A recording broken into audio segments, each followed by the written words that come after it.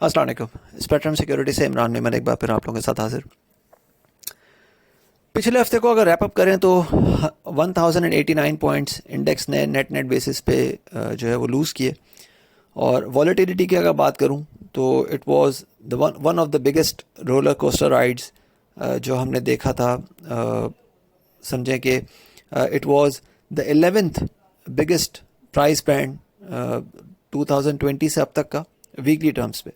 और 2022 में it was the second biggest band जिससे मार्केट जो तकरीबन 2450 पॉइंट्स के बैंड में घूमी। 42,983 का मार्केट ने हाई लगाया और मार्केट ने 40,555 का एक लो लगाया और क्लोजिंग 41,051 पे आई।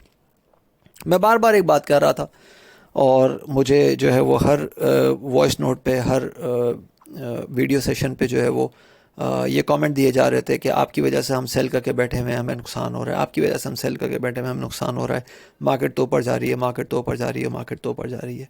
उन सब को मेरे ख्याल से अब जवाब मिल गया कि जो है वो मतलब मेरी रीडिंग क्या कहना चाह रही थी। 9 दिन तकरीबन मार्केट को लगे 40,600 से 42,980 पे आने में, और एक दिन में मार्केट दोबारा 42,980 से 40,055 तक गिर गई।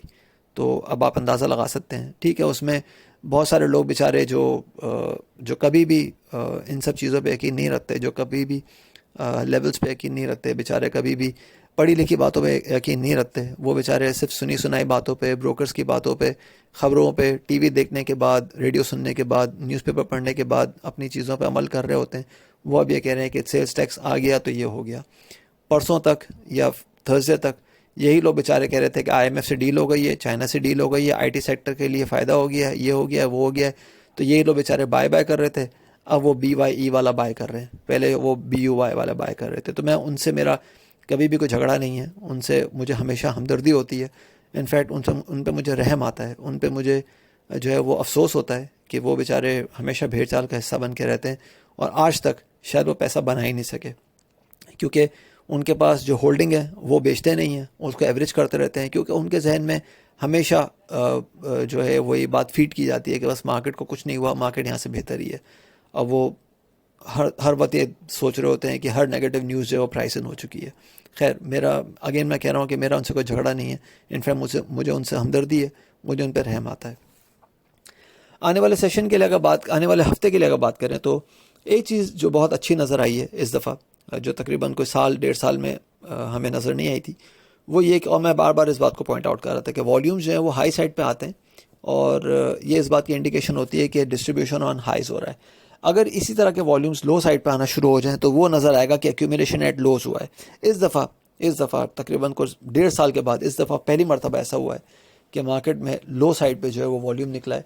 KC 100 इंडेक्स स्टॉक्स में हमने 709 मिलियन शेयर्स ट्रेड होते हुए देखे, जो कि मिड अप्रैल 2022 से अब तक के हाईएस्ट वीकली टोटल पे जा रहे हैं। और ये 1089 पॉइंट्स के लॉस के साथ जो हमने ये वॉल्यूम निकलते हुए देखे, दिस इज़ द साइन कि इस दफ़ा एटलीस्ट एक्यूमुलेशन स्टार्ट हुई है। मैं ये नहीं कह रहा कि लोगों ने बस्ते भर लिए, लोगों ने जो है वो अपने पूरे अकाउंट्स भर लिए, लेकिन हाँ, इस दफ़ा डिप को जो है वो प्रॉपर तरीके से बाइंग अपॉर्चुनिटी के तौर पे ट्रीट किया गया है। शॉर्ट कवरिंग तो हुई है, जो कि 40,600 पे, 40,500 पे। मैंने भी आप लोगों को फ्राइडे को जब सेकंड सेशन स्टार्ट हो रहा था उस वक्त ही मैंने अपने प्रीमियम क्लाइंट्स के साथ मैंने मैसेज भी शेयर किया था कि 40,500 से 40,300 के बीच हम अग्रेसिव शॉर्ट कवरिंग देख सकते हैं। इनफैक्ट 40,600 से 40,300 के बीच हम एग्रेसिव शॉर्ट कवरिंग देख सकते हैं। तो इसलिए शॉर्ट कवरिंग की तरफ ध्यान दें, डोंट गेट कैरीड अवे। तो ऐसे ही हुआ, हमने 40,555 का लो देखा और 41,050 पे जो है वो मार्केट जो है वो आके क्लोज हुई है। अगेन मैं ये कह रहा हूँ कि वॉल्यूम्स का बढ़ना इज़ असाइन के यहाँ पे एक्यूमुलेशन स्टार्ट हुई है। मैं ये नहीं कह रहा कि यहाँ से कोई बुलिश रिवर्सल स्टार्ट हो रहा है। हाँ, ये ज़रूर है कि मार्केट में डिप के ऊपर, इस डिप के ऊपर अच्छी बाइंग जो है वो स्टार्ट हुई है, ये एक अच्छा साइन है। आने वाले हफ्ते के लिए बेरिश इंगल्फिंग पैटर्न बना है वीक ऑन वीक बेसिस पे, and this bearish engulfing pattern is currently exposing the index to 40,700 and 40,400 initially, जबकि इसी रेंज में 40,700 से 400 के बीच जो मैंने फ्राइडे को वीडियो सेशन भी आप लोगों के साथ कंडक्ट किया था, उसमें मैंने बात बताई थी कि इस लेवल पे 40,700 से 40,400 के बीच तीन बड़े स्ट्रॉन्ग सपोर्ट्स हैं।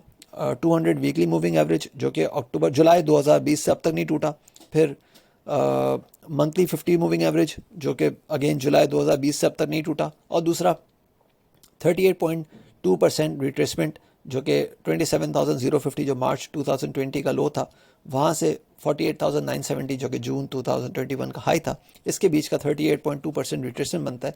तो this is a good sign of support जहाँ पे हम जो है वो ये सपोर्ट जो है वो देख सकते हैं। इसलिए सेकंड बेरिश स्ट्रॉन्ग वेव जो है वो यहाँ पे कंप्लीट होते हुए नज़र आती है। जब मतलब लोग मुझसे पूछते हैं कि भाई आप लो पे शॉर्ट कवरिंग की बात क्यों कर रहे होते हैं, तो मैं हाई पे जो प्रॉफिट टेकिंग की बात कर रहा होता हूँ कि भाई जो बायर्स हैं वो प्रॉफिट टेक करें, तो फिर जब नीचे मार्केट आ रही है तो फिर शॉर्ट कवरिंग भी ज़रूरी है ना, ताकि आपका कैश फ्लो जो मेंटेन होता रहे, ताकि मार्केट में दोबारा से कोई अपॉर्चुनिटी मिले तो उसको आप इजीली अवेल कर सकें। इसलिए मैं अगेन कह रहा हूँ कि 40,700 से 40,400 के बीच जो सपोर्ट्स हैं ये अच्छी शॉर्ट कवरिंग ट्रिगर कर सकते हैं। अगर यहाँ पे सपोर्ट नहीं आती तो फिर 39,700 से 39,400 तक हमें तैयार हो जाना चाहिए। यहाँ पे फिर एक बड़ी स्ट्रॉन्ग सपोर्ट है जो कि जो है वो कुछ बाइंग इंटरेस्ट ट्रिगर कर सकती है। 40,700 से 40,400 के बीच इतना स्ट्रॉन्ग बाइंग इंटरेस्ट शायद फ्राइडे को जो होना था वो हो गया, जो एक बाइंग इंटरेस्ट जनरेट होना था वो शायद हो गया, लेकिन अब मैं इस लेवल पे स्ट्रॉन्ग बाइंग इंटरेस्ट एक्सपेक्ट नहीं कर रहा। हाँ, शॉर्ट कवरिंग ज़रूर हो सकती है। स्ट्रॉन्ग बाइंग इंटरेस्ट के लिए 39,700 या 39,400 का हमें इंतज़ार करना चाहिए, और यहीं पे जो है वो कुछ बाइंग जो है वो करनी चाहिए। अगेन वो बाइंग जो है वो जितना आप नॉर्मली एक्सपोज होते हैं या नॉर्मली एक्सपोजर लेते हैं उसका 10-15%, 20% मैक्सिमम, इससे ज़्यादा नहीं।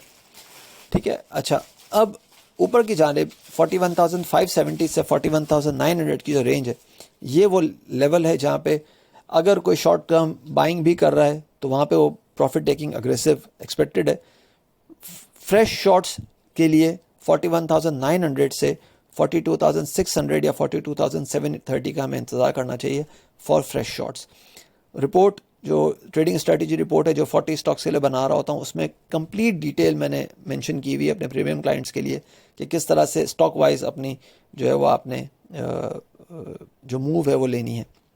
साथ साथ मैं एक और बात बता दूं कि जो हमारे नॉन प्रीमियम मेंबर्स हैं जो ट्विटर पर हमें फॉलो कर रहे होते हैं, अगर उनको याद हो तो 21 जून को मैंने जो है वो बताया था, रिपीट किया था इनफैक्ट, कि 42,680 से 42,800 के बीच जो है वो अग्रेसिव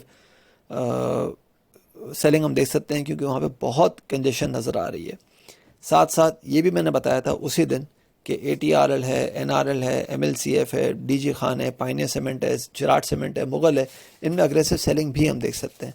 अगेन उसका ट्रिगर आपको फ्राइडे को नज़र आया, और जो बेचारे ट्रिगर देख के काम कर रहे होते हैं नॉर्मली वो लेट हो जाते हैं क्योंकि वो बाय भी लेट करते हैं और फिर सेल लेवल पे भी वो लेट ही एंटर हो रहे होते हैं। अपना ख्याल रखिएगा, अपनी राय से प्लीज़ ज़रूर आगाह कीजिएगा। Thank you. अल्लाह हाफ़िज़।